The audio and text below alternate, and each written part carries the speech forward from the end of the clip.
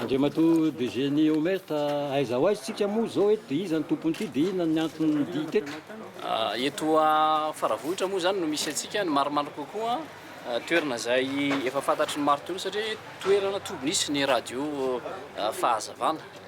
dia tato moa zany rehefa nanao ny fitiliana zany a ny teo anivon'ny Omerta Omalial dia ny ainga tato ny onjam-peo zay efa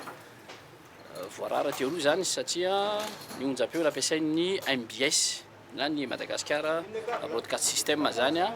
tamin'ny mardefy 95.7 95.4 dia rehefa nanao zay fitiliana zay moa zany ireo teknisiana ny Omerta zany dia nahafantatra fa efa onjam-peo efa nikatona ity zavatra ity fa dia nahagaga hoe fa nahoana no tampotampoka teo zany dia niarina indray ny vo dia fanapahan-kevitra moa teo anivon'ny Omerta moa zany dia hoe aleotsika andeha andray ny fepetra rehetrarehetra zay mifandraika amin'izany ka na tonga ny vady tany zay tonga teto na ny guichet de justice zany a nanao ny ataontsika hoe PV constat hoe inona marina zavatra misy mitranga dia misy moa isaorana ny eo anivon'ny mpitandro filaminana zay ny fanometanana moa zany a mba hanamora izay asa nataon'ny Omerta izay dia eto moa zany a tonga eto koa na ny DST na ny élément eo anivon'ny fisy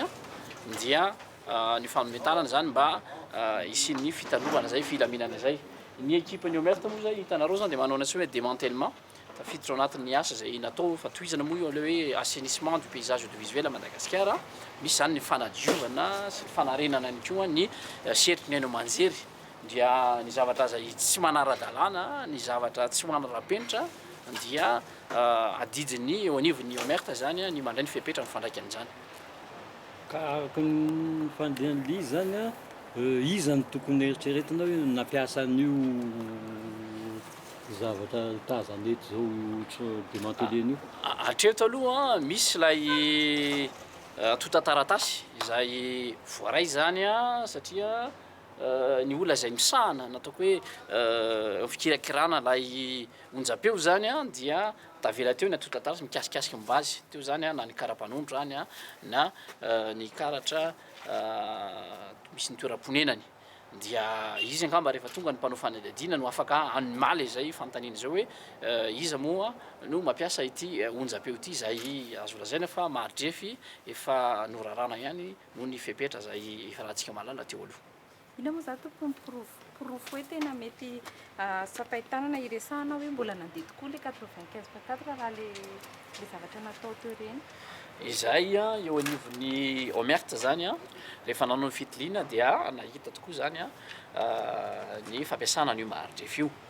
dia hitantsika moa zany a ny émetteur anankiroa zay tratra teo amin'izany